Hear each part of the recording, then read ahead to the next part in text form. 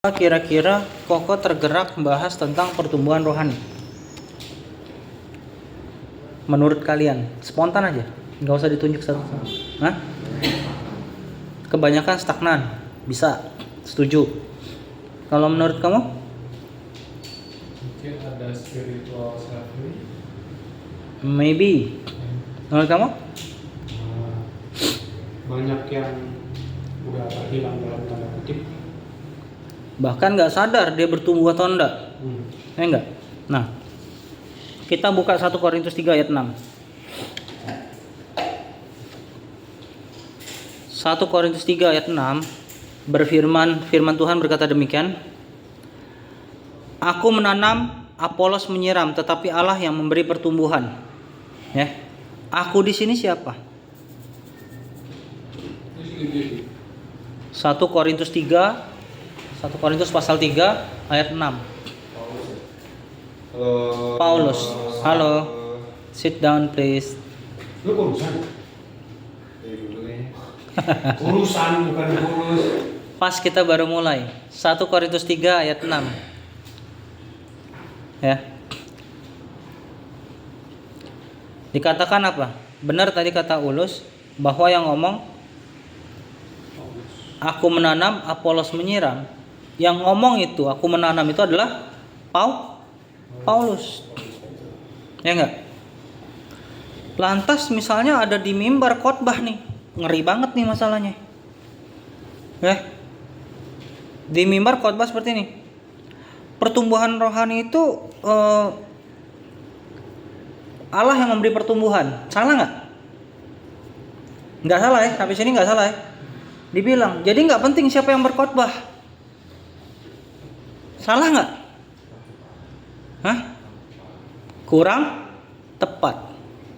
Sangat-sangat kurang tepat. Kenapa nanti kurang tepat? Akan Koko breakdown satu-satu ya. Oke. Jadi kalau kita berpikir pertumbuhan rohani soal siapa yang berkhotbah atau gereja mana yang kita ikuti, ya. Padahal Rasul Paulus ngomong sendiri menegaskan, aku menanam, Apolos menyiram, tetapi Allah yang memberi pertumbuhan. Artinya hamba Tuhan siapapun itu, mau dia di mimbar ataupun tidak di mimbar, ya, mau nggak mau itu akan berfungsi sebagai instrumen. Make sense nggak?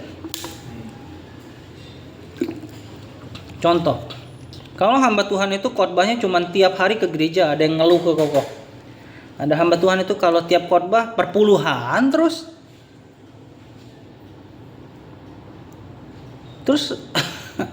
jemaatnya atau umatnya diajarin apa?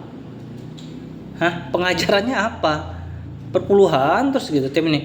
Ini artinya apa? Gereja lagi butuh duit atau apa? Esensinya tuh kemana? Dimuridkan itu apa sih definisinya? Ngerti nggak? Nah, bukan. Kok tidak sebut gereja sendiri ya, ataupun gereja siapa spesifik, tidak ya. Anggapan seperti itulah. Contoh kasus lah gitu ya. Nah, karena pas ngonselingin orang ada muncul seperti itu kan, oh gitu ya. Ya sabar ya. Kita cuma bisa bilang gitu tuh. Nah, gereja mula-mula menurut kalian ya, ini secara historicalnya. Kok kayak ada yang buka pintu? Enggak, ada dimasak sebelah. Oh. Gereja mula-mula itu bertumbuh bukan karena hanya ada rasul yang hebat. Setuju toh? Tetapi apa? Karena jemaat tekun dalam doa, firman, dan apa? Persekutuan. Pertumbuhan rohani itu kalau nggak ada persekutuan, contoh ke gereja pulang, ada gesekan nggak? Nggak ada. Terus tahu dari mana kita berbuah roh? Apa beda dengan Koko di gereja yang lama? Cuma datang, hangout, pulang. Setiap ada friksi, nggak diselesaikan. Begitu merit baru shock, bingung bagaimana manajemen emosionalnya. Bagaimana mengatur manajemen relasinya, relationship-nya. Oke ya. Ngopinya kurang kayaknya. Udah ngopi tadi. Hah? Udah ngopi kan sama bola ini. Kebanyakan makan kali. Bisa jadi. Ya. Coba buka Kisah Para Rasul 2 ayat 42. Boleh. Apa? Kisah Rasul 2 ayat 42 di bookmark ya. 2 ayat 42. Kisah Para Rasul pasal 2 ayat 42. Mereka bertekun dalam pengajaran rasul-rasul dan dalam persekutuan, dan mereka selalu berkumpul untuk memecahkan roti dan berdoa. Memecah roti ini bukan hanya perjamuan ya. Di konteks ini memecah roti ya, bukan hanya perjamuan menurut Koko. Anggaplah ini interpretasi Koko bebas. Memecah roti itu apa? Kongko bareng, benar nggak? Kongko bareng, makan bareng, benar nggak? Memecah roti. Jadi pertumbuhan itu, ya, pertumbuhan itu kita harus lihat dua hal, internal dan eksternal. Internalnya itu berupa apa? Karakter. Pertama, karakter. Kedua, kita bisa lihat dari apa? Kerohanian pribadi kita. Pertumbuhan ya. Tapi landasan pertumbuhan itu mau nggak mau terpengaruh karena apa? Mindset dan pikiran dan hati. Kalau kita berpikir kayak gini ya, ngapain sih aku mengalami pertumbuhan rohani? Yang penting pertumbuhan finansial doang. Kesalahan fatal nggak? Kesalahan fatal. Atau dia berpikir, lebih baik pertumbuhan rohani, pertumbuhan finansial nggak perlu. Makasih. Salah juga nggak? Salah juga nggak? Salah. Orang kita masih makan nasi, benar nggak? Nah, kalau eksternal apa? Tadi finansial kan? Pertumbuhan rohani konteks eksternal. Oh, bikin duit ya seger badannya.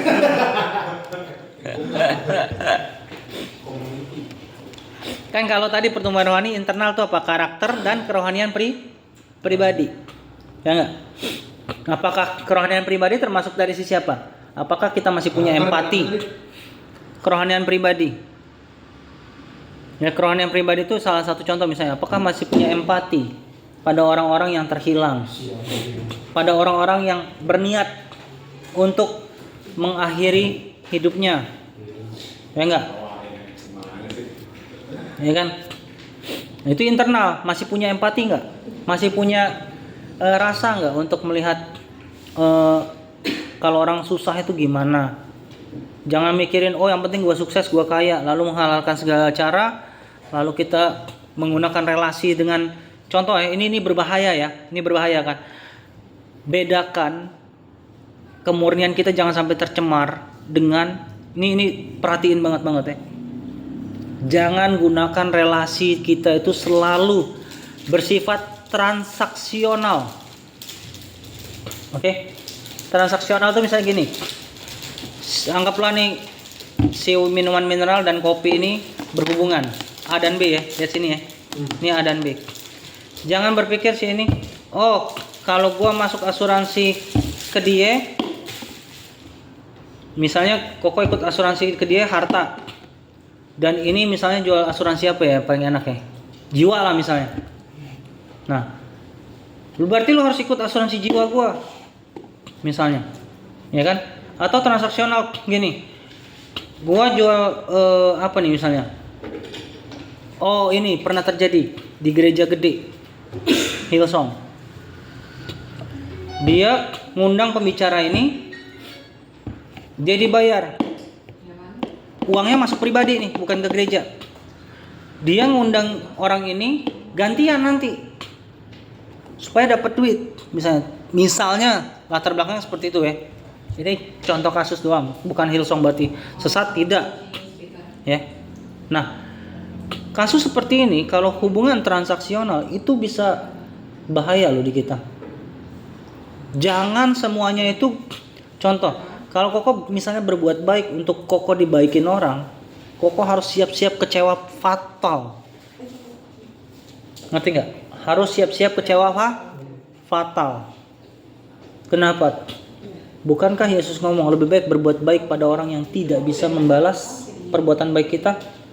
Bukan berarti kita lupa ayat yang lain bahwa berbuat baiklah mulai dari lingkar terdekat kita. Ngerti nggak? Itu bukan kontradiksi, tapi apa?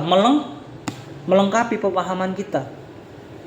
Nah, kalau pertumbuhan rohani secara eksternal itu pertama apa? Terlihat dari apa? Kasih kita.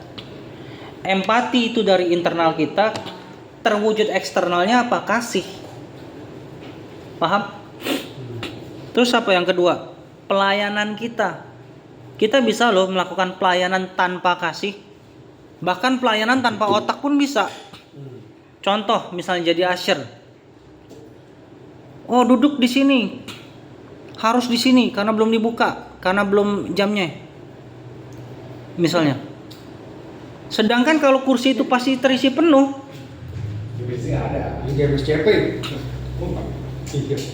Iya. Di pasar depan nggak bisa dingin semua duduk aja. Gue buka lagi gue duduk. Bete. Jangan sebut merek. Saya kan cerita pengalaman. Nggak ada urusan sama cerita apa Senko. Pengalaman aja. Ya. Kebetulan gini ya. Kalau misalnya ya pelayanan tanpa pakai otak bisa, berarti pelayanan tanpa kasih bisa nggak? Bisa. Tergantung motivasi hati dia mau apa. Iya. Mungkin memang nggak nyampe kan pemahamannya. Bisa, kita jangan langsung negatif juga. Atau takut melihat bahwa peraturan otoritas itu lebih Tuhan dari Tuhan gitu kan? Bisa kan? Ya enggak? Terus yang eksternal, yang paling gampang juga apa? Kesaksian. Masih berani nggak cerita ke orang-orang di sekitar kita? Gua tuh ngalamin Tuhan loh, dan Tuhan Yesus itu ada. Masih berani nggak ngomong? Atau karena takut iman kita dicela, kita diem aja? Kalau kita diem aja, ingat firman Tuhan ngomong.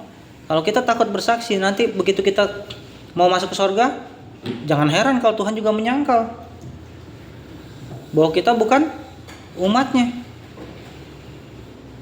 Paham sampai sini? Nah, coba buka 1 Korintus 3 ayat 6 sampai 7. Lanjutan ayat 7-nya tolong dibaca. Biar cepat kok baca lah. Kalian bookmark aja lah. 1 Korintus 3 ayat 6 sampai 7. Aku menanam, Apolos menyiram, tetapi Allah yang memberi pertumbuhan. Ayat 7. Karena itu yang penting bukanlah yang menanam atau yang menyiram, melainkan Allah yang memberi pertumbuhan. Seolah-olah kata Paulus ini kalau dicuplik dari sini doang tanpa membaca keseluruhan Alkitab dan ayat konteksnya, orang akan mikir berarti pengkhotbah siapapun gak penting karena Allah yang memberi pertumbuhan. Maaf nih, itu bisa terjebak sesat pikir atau logika dangkal. Ngerti gak? Ya. Dia nggak baca ayat sebelumnya. Either nggak baca ayat sebelumnya atau jangan-jangan cuman ngutip satu ayat Alkitab lalu coba-coba dijabarkan dengan pengertiannya sendiri, sehingga apa? Penjelasannya jadi ngaco. Atau untuk mengamankan posisinya, oh gua nggak bisa khotbah bagus nih, jadi gua ngomong aja pakai ayat ini. Bisa toh? Tapi kan lu nggak bisa nyuruh tukang pedang jadi petani dan berharap itu padi tumbuh kan. Memang, tapi itu konteksnya ini kan maksudnya. Iya, tapi nggak bisa punya ngomong juga kalau dia salah konteks atau salah menerjemahkan juga repot. Itu cuma ambil satu kalimat sih. Iya. Itu rawannya mengeksposisi satu ayat doang tanpa meng-cross check dengan ayat-ayat yang lain. Ngerti nggak? Sebenarnya yang pola pikir yang harus kita mengerti adalah gini ya. Dari ayat 1 Korintus 3 ayat 6 sampai 7 bisa diartikan seperti ini. Supaya kita sadar bahwa pertumbuhan rohani bukan sekedar produk usaha manusia atau pendeta. Harusnya berpikiran ke sono. Tapi sinergi antara anugerah Allah dan respon kita. Koko ulangin ya. Sudah ngerti belum? Atau perlu koko ulangin? Boleh ulang lagi, Bu. Koko ulangin ya. Di sini ayat ini tadi menjelaskan dengan ini supaya kita sadar bahwa pertumbuhan rohani bukan sekedar produk usaha manusia atau pendeta atau pembicara. Atau mungkin konteks ini Koko yang ngomong misalnya. Bukan cuman itu. Ini ayat 7 ya? Ya. Tetapi apa? Sinergi ya, terjadinya kesinambungan antara apa? Anugerah Allah dan respon kita. Bisa nggak kita dengar khotbah hari ini, dengar khotbah, seminggu lagi lupa, mau praktek juga nggak tahu, karena cuma masuk kiri keluar kanan, cuma jadi peserta gereja. Yang penting masuk ke gereja ibadah, ngasih kolekte, nggak usah ikut puji-pujian penyembahan, pulang. Dan gue yakin masuk surga. Pret, ayat Alkitab mana dalilnya kalau itu? Sadar gitu loh. Ya. Ini buat mengukur diri sendiri ya. Bukan menghakimi diri sendiri, mengukur diri sendiri. Bukan buat mengukur orang lain. Jelas? Nah, pertumbuhan itu tidak bisa dipisahkan antara internal dan eksternal. Ya. Internalnya itu apa? Perubahan dalam hati. Perubahan apa? Pikiran. Dan satu lagi apa? Disiplin rohani. Kok ulangin? Perubahan dalam hati, perubahan pikiran yang kedua, dan apa? Disiplin rohani. Contoh, kita di otak berpikir, gue mau berubah, tapi disiplin rohaninya nggak bisa. 1, 2 kali, 3 kali, 4 kali jebol, terus nyerah. Gue nggak bisa berubah lah. Hey man, emang kalau kamu ngasah pisau sudah tajam, dia nggak bisa tumpul lagi. Atau seorang penebang kayu lah pakai kapak gitu, dia mikir dia sekali ngasah nih, ya, dia akan, kapak itu akan tajam selamanya. Men, nggak gitu men. Penebang kayu yang pakai kapak zaman dulu adalah yang paling banyak nebang, adalah orang yang paling ngerawat kapaknya, mata kapaknya dan kapaknya diasah terus. Ngerti nggak? Mata kapaknya bagus, gagangnya nggak enak, tetap nggak maksimal. Ngerti nggak? Itu internalnya, ya nggak? Eksternalnya apa? Buah yang nyata berupa apa? Kasih, pelayanan, kesaksian, buah rohnya kelihatan. 9 karakteristik buah roh itu loh. Ya. Jadi bisa disimpulkan, ya, gereja itu hanyalah wadah. Satu, gereja itu adalah wadah, pendeta hanyalah pengajar. Atau siapapun pembicaranya, dia hanya pengajar. Dan yang ketiga apa? Komunitas hanyalah siraman. Kenapa siraman? Saling memotivasikan. Ayolah belajar mengasihi. Ayolah belajar melayani. Ya enggak? Jangan sibuk dikasih makan tapi tidak mau berkomunitas misalnya. Jadi aku sebelum komunitas itu. Aku ulangin, gereja hanyalah wadah, pendeta hanyalah pengajar, ataupun siapapun pembicaranya, speakersnya hanyalah pengajar, dan ketiga, komunitas hanyalah siraman. Mau pakai hanya sih, hanya kan seakan-akan gitu. Tetapi esensinya Allah sendiri yang memberi pertumbuhan. Tetap Allah yang memberi pertumbuhan. Tapi tidak bisa menghilangkan 3 aspek tadi. Ya. Pembenaran, pembenaran. Perkara konsel. Bapak udah bahas komsel nggak, Bang? Pokoknya tidak memaksa lo ya, tidak menyerang siapapun lo ya. Kita nyolek bro. Nah, ilustrasinya tuh seperti ini. Ya. Kita bicara paling gampang kalau kayak gini kita ngambil sisi pasti botani ya. Ya enggak? Botani di mana bukan boti dan petani bukan ya. Botani adalah petani dan pertumbuhan. Ilustrasinya itu seperti ini. Seorang petani itu bisa menanam benih dan menyiram tanah. Setuju nggak? Petani itu bisa menanam benih dan menyiram tanah. Tetapi petani tersebut tidak bisa memerintahkan benih untuk tumbuh. Ya. Pertumbuhan itu kan pasti bergantung sama apa? Matahari, hujan, ya kan? Kesuburan tanahnya juga. Itu semua di luar kendali petani, setuju nggak? Kalau kesuburan tanah bisa lah, petani masih ikut campur bisa. Kalau dia cukup pintar, kalau enggak, ya tidak terlalu bisa mempengaruhi tanah itu juga, ya kan? Kalau petani klasik ya, kalau petani modern, oh ada unsur zaranya kurang ini, lepasin bakteri apa atau kasih apa gitu, kasih pupuk apa mungkin bisa.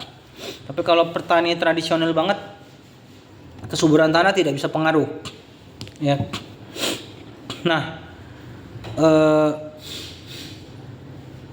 demikian juga ya para pengajar-pengajar di mimbar maupun dimanapun dia pengajar firman ataupun penginjil dimanapun dia berada bisa menaburkan firman. Komunitas bisa menyiram dengan doa dan dukungan apa? Dukungan moral, ya enggak? Support moral dan lain-lain gitu. Support ya kalau yang bisa support keuangan puji Tuhan, kalau enggak ya apa boleh buat gitu kan. Nah, tetapi hanya Allah yang bisa membuat iman itu bertumbuh. Selain Allah yang bisa membuat iman itu bertumbuh, Roma 10 ayat 17 juga bilang apa? Tolong dibacakan ini. Berapa? Roma 10 ayat 17. Baik berbuah tepat waktu, kalau enggak Bagus. Roma 10 ayat 17. kalau enggak kena bunga nanti kalau Coba bacakan seseorang Roma 10 ayat 17. Roma 10 ayat 17. Jadi iman timbul dari pendengaran dan pendengaran oleh firman Kristus. Nah, benih itu harus ada dulu. Tapi pendengaran firman itu akan membuat apa? Iman itu timbul. Paham? Pendengaran firman Kristus kita nggak bisa sia-siain. Kalau misalnya di mimbar khotbah kita nggak dapat apa-apa, misalnya tanda kutip kita nggak dapat apa-apa, minimal kita dapat pertanyaan. Yang di khotbah ini bener nggak? keren. Ya orang ngomong apa ya? Ya. Minimal kita bisa tanya, ini khotbah bener nggak? Akan gua gali lagi, gua pelajari lagi. Jangan sampai gini, bener kata Ulus tadi. Ini khotbah apa ya tadi? Aku nggak ngerti nih di khotbah apa hari ini.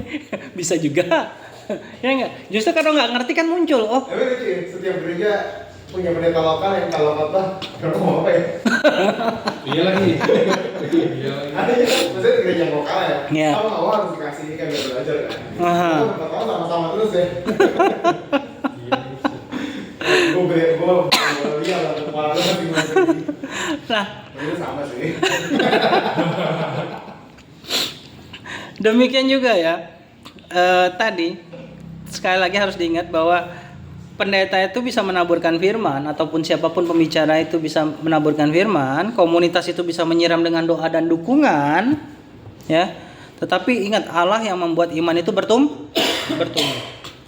Jadi walaupun yang dikhotbah di mimbar itu kita nggak ngerti, kita nggak tahu, minimal muncul pertanyaan, yang dia khotbahkan ini esensinya apa, atau yang dikhotbahkan ini benar nggak pemahamannya, uji ulang. Ngerti nggak? Uji ulang. Boleh loh uji ulang.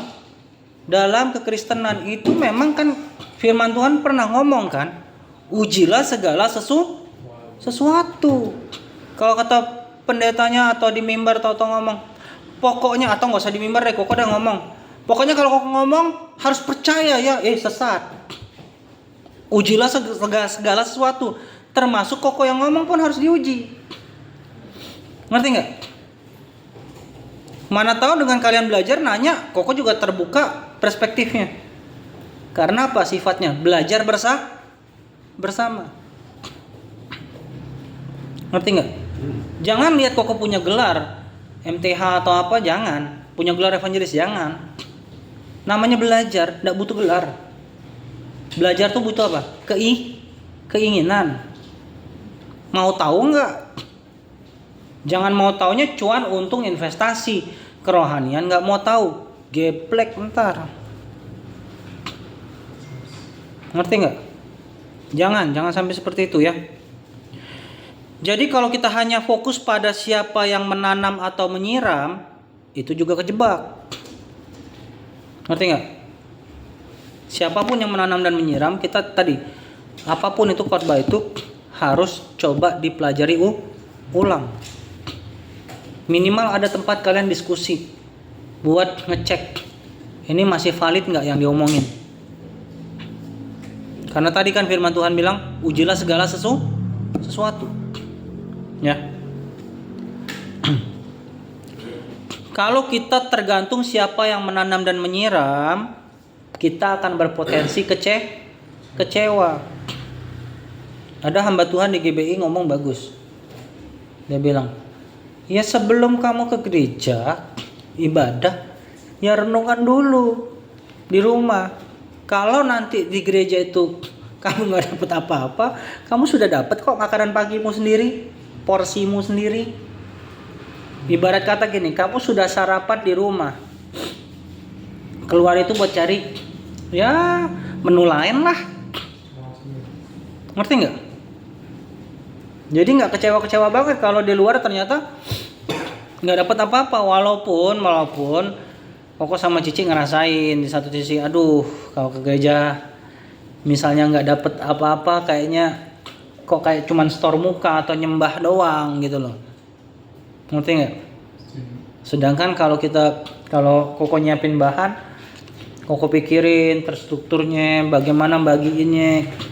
Terus kalau ke gereja kayak contoh kemarin itu misalnya dengerin khotbah dari pas dia khotbah, ya kan? Kan record. Pas dia khotbah, ya Allah, dia ngomong mutar-mutar tidak jelas. Ya. Ya saya tahu. Pas Koko dengar, Dulu masih baru minggu ini, kan kemarin ini rusuh kan? Pas denger,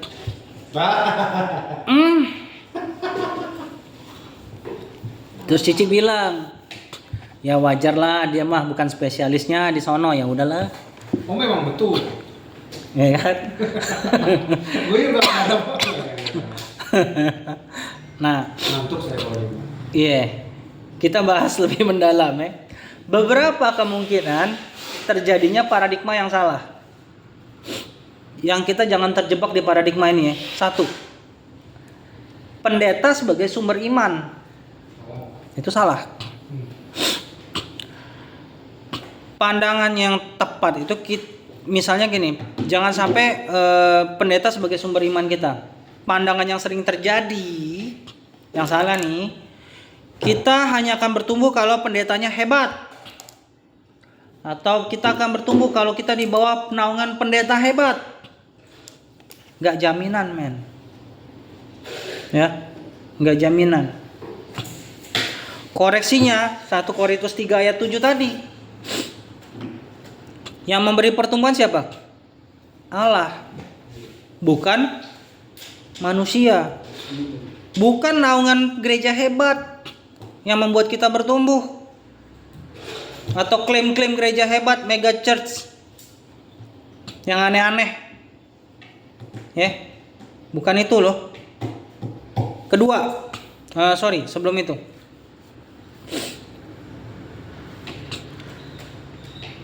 Gembala memang dipakai Allah, tetapi sumber iman tetap Kristus. Gembala memang dipakai Allah, tetapi sumber iman tetap Kristus. Masih ingat nggak ada firman Tuhan yang ngomong kayak gini? Kamu Gembala yang sesat, domba gemuk aja lu urus. Domba yang sakit lu nggak urus. Itu cuma mau dapat hasil susunya aja. Ngerti dong? Berarti apa? Gembala manipulatif nggak sih? Sakit lu nggak urus. Sedangkan jemaat kaya lu urus. Jemaat yang punya nama pamor lu urus. Bagaimana dengan yang tidak sakit, tidak terurus? Ibarat kata gini, dulu nih orang mah nggak punya perpuluhan, nggak ada yang mengurus. Ketika sudah punya perpuluhan, baru mau diurus.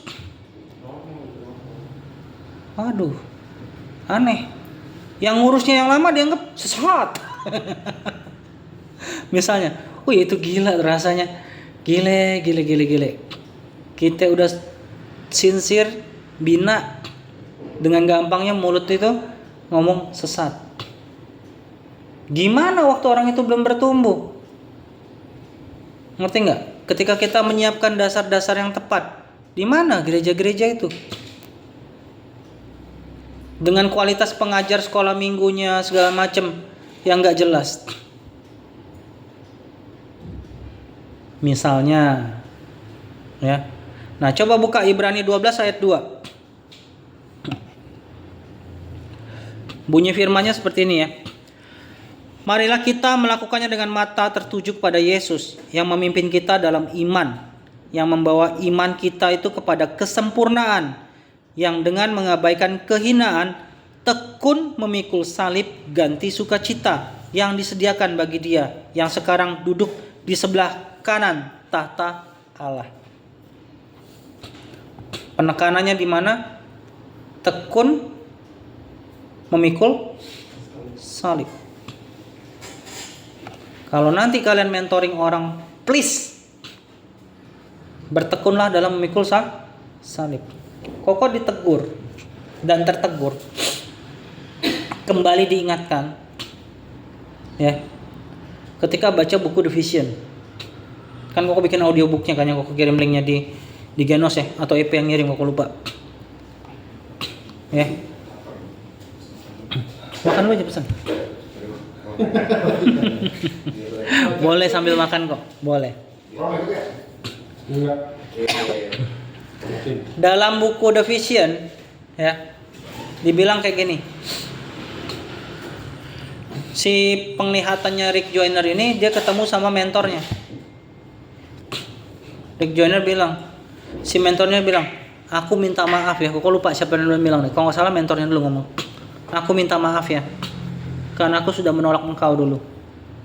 Rick Joynernya bilang, oh enggak, emang aku yang salah, karena aku ngebrontak. Tapi jawaban mentornya tuh bagus. Ceritanya mentornya ini udah meninggal, sudah ikut Tuhan lah itu. Dia bilang kayak gini, tetap aku yang salah. Di mana ada sih anak yang tidak memberontak? Kebanyakan anak itu memberontak. Dia ingetin seperti itu. Tapi Rick Joyner juga bilang, dia minta maaf karena dia mungkin secara attitude tidak tepat gitu. Tapi aku tetap membaca buku-buku yang lu ajarin lo gitu. Dia bilang, ya terima kasih kamu masih percaya gitu. Dimana buku-buku itu bisa mengubahkan kamu gitu.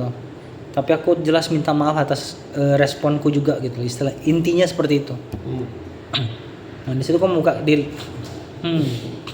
Itu gunanya kenapa aku minta kalian yang sudah dewasa secara rohani berani mentoring orang. Dimanapun itu, di kantor kah, di jalan kah, di orang-orang terdekat kalian kah. Dengan apa kita bisa mentoring orang?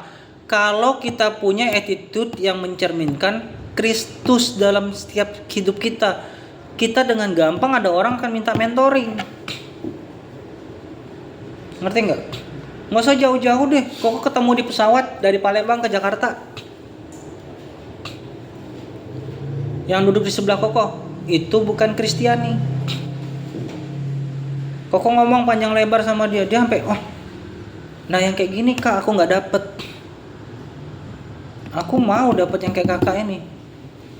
Karena dia bukan Kristiani, kok ngomong ya kamu carilah dari ustadz ataupun dari masjid yang ada. Tapi kamu buka diri.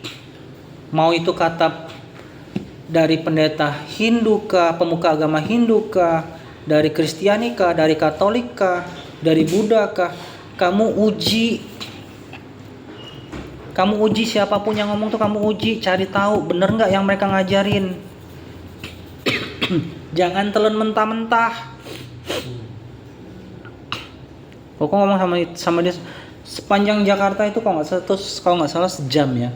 Dari persiapan mau berangkat ya anggaplah 1,5 jam lah. Koko ciptakan kesempatan untuk bersaksi. Mau nggak kalian tuh mentoring orang yang ada di sekitar kalian? Jangan kalian mentoring orang di gereja cuman karena kalian punya jabatan di gereja. Ngerti nggak? Jangan terlalu dangkal. Karena apa? Matius 28 ayat 19 sampai 20 kan bilang, "Pergilah jadikanlah semua bangsa muridku." Jadikan murid. Bukan cari pengikut ya. Pengikut gereja banyak tapi nggak dimuridkan lah, sampah. Berarti mengabaikan amanat agung. Ngerti enggak? Kedua, kemungkinan kesalahan paradigma yang kedua adalah apa? Rohani cukup internal aja tanpa perlu pelayanan eksternal. Kenapa ini bisa salah? Misalnya orang berpikir gini, selama kita doa dan baca firman itu udah cukup, yang penting aku jadi orang baik. Itu harus dikoreksi. Koreksinya apa? Tolong buka Yakobus 2 ayat 17 dan bacakan.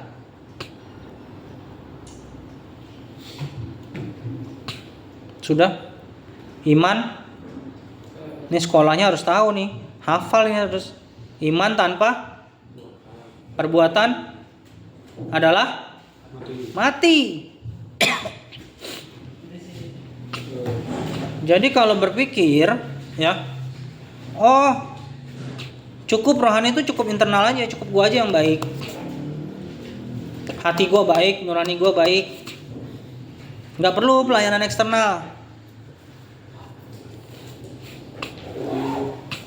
Itu hati-hati ya, itu jebakan konsep yang salah. Yang kedua, pertama atau kedua? Ini cukup internal aja. Tanpa perlu pelayanan eksternal. Biasanya pandangannya kayak gini. Selama kita doa dan baca firman, itu udah cukup. Ayat Alkitab mana yang melegalkan pikiranmu itu? Apa dalilnya dari Alkitab? Apa benar itu dalil Alkitab? Enggak loh. Yakobus 2 ayat 17 kan bilang, iman tanpa perbuatan adalah mati, metong. Ngerti nggak? Jangan seperti itu. Nah, kita harus coba bandingkan dengan pandangan Bapak Gereja Klasik, misalnya contohnya Agustinus. Santo Agustinus tuh ngomong seperti ini, menegaskan, by the way, dia dianggap Bapak Gereja Klasik bagi Barat, tapi dia tidak dianggap dari Timur ya. Bagi orang Gereja Ortodoks Timur, Santo Agustinus itu cuman sebagai orang yang terberkati karena pemikiran-pemikirannya. Karena apa? Ada sedikit pertentangan pandangan. Cuman itu teologis banget. Jadi nggak usah terlalu tahu lah ya. Kecuali bahasan kita ke sono. Santo Agustinus itu menegaskan kasih adalah bentuk iman yang kelihatan. Tak ulangin ya.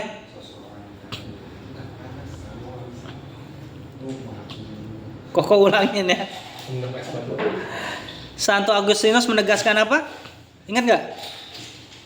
Masih ada bentuk iman yang kelihatan. Kasih ya adalah bentuk iman yang kelihatan. Fides Charitate Formata. Ya, itu bahasa Latinnya.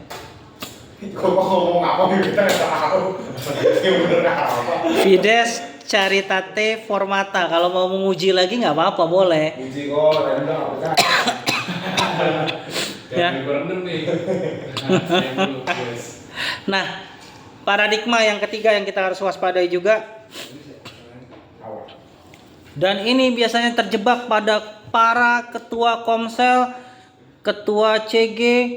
CG itu tidak hanya di gereja GMS doang ya. Semua. Beberapa gereja besar lainnya juga memakai kata CG. No.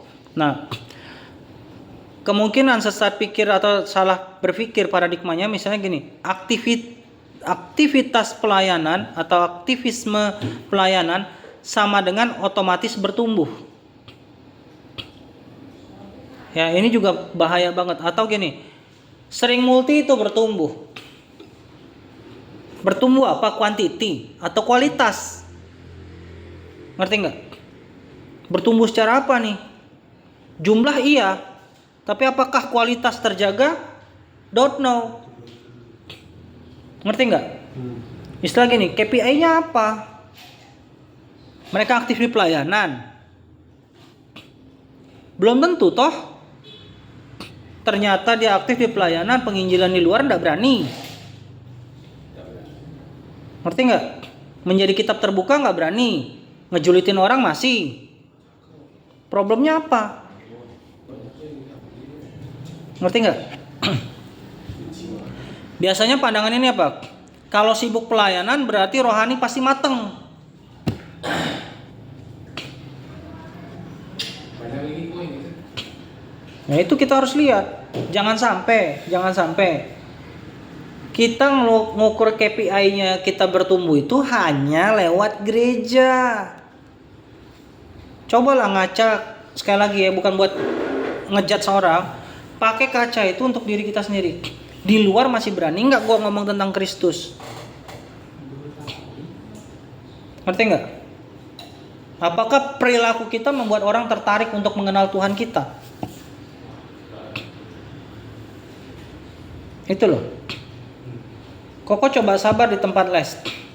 Mereka nanya, Koko kok bisa sabar banget sih ngadepin kita-kita? Ya Koko ngomong, Kristus sabar sama Koko. Koko juga harus sabar sama kalian. Baca Alkitab dong, biar maksimal kalian. Pelan-pelan. Ngerti nggak? Beberapa akhirnya mau baca Alkitab. Kok gerejaku nggak pernah nekenin gini kok? Koko bilang, nekenin kali, cuman kamunya yang nggak sadar. Enggak salah gerejanya. Ya, Koko bilang kalau kamu nggak ngerti apa yang dikhotbahkan hari itu atau yang diajarkan sama di gereja, tanya, jangan takut. Sesimpel itu loh kalau mau jadi berkat. Ngerti nggak sih? Nah, koreksinya apa? Coba buka Matius 7 ayat 22-23. Langsung dibacakan biar cepat. Matius 7 ayat 22-23. Ini familiar dengan kalian pasti, karena sering kok sebut. Pada hari terakhir banyak orang yang berseru kepada Tuhan, Tuhan, bukankah kami berdoa demi namamu, mengesahkan demi namamu, dan mengadakan banyak mujizat demi namamu juga. Pada waktu itulah aku akan berterus terang kepada mereka dan berkata, aku tidak pernah mengenal kamu, nyala daripadaku, kamu sekalian pembuat jahat. Mereka bisa bernubuat, bisa ngusir setan. Itu mengingatkan teman pelayanan kita dulu ya. Sedih.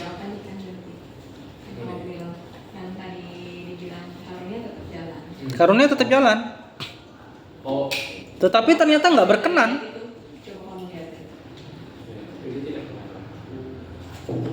Bayangin, orang yang aktif aja dalam gereja ibarat kata atau dalam jemaat ternyata belum tentu berkenan di hadapan Allah. Ini membuat Koko berjaga-jaga loh. Buat nggak apa-apa, butuh sedikit anxiety untuk kita dalam track yang tepat. Anxiety yang positif, kecemasan yang positif. Perlu nggak kecemasan yang positif? Menurut kalian? Sesekali perlu. Perlu. Contoh, kalau kalian nggak punya kecemasan, kalau ngebut berbahaya, kalian akan ngebut terus. Nah, tuh. Membahayakan orang lain dan membahayakan diri sendiri.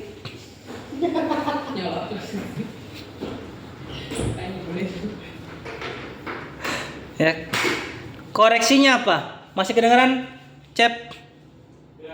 Oke. Koreksinya apa? Pelayanan tanpa relasi dengan Kristus hanyalah aktivitas kosong. Itu hanya bagusin hardcover. Isinya zong. Ngerti nggak?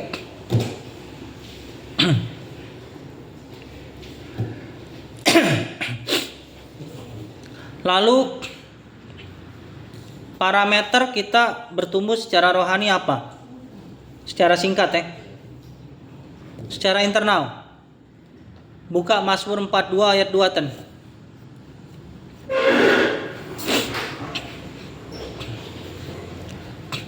Nomor berapa? Mazmur 42 ayat 2. Ini kalian bisa kembangin sendiri lagi ya. Koko ngasih 3 intisari-intisarinya. Coba kalian kembangin lagi. Lalu lapor balik WA-nya ke Koko. Ketika kalian sudah kembangin lagi. Parameter kita sudah bertumbuh secara rohani. 1. Mazmur 42 ayat 2. Bacain ten.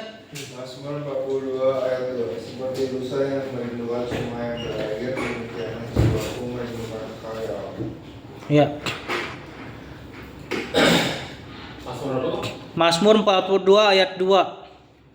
Mazmur pasal 42 ayat 2. Jadi esensi yang pertama apa secara internal? Masih haus akan Allah, masih merindukan Allah. Kalau nggak merindukan Allah, lebih merindukan uang daripada Allah. Cek. Balance nggak hidup kita? Sehat nggak hidup kita? Ngerti? Bicara merindukan Allah itu bukan berarti kita rindu cepet-cepet pulang ke sorga ya. Ngerti nggak? Cek Roma 12 ayat 2. Cek. Internal.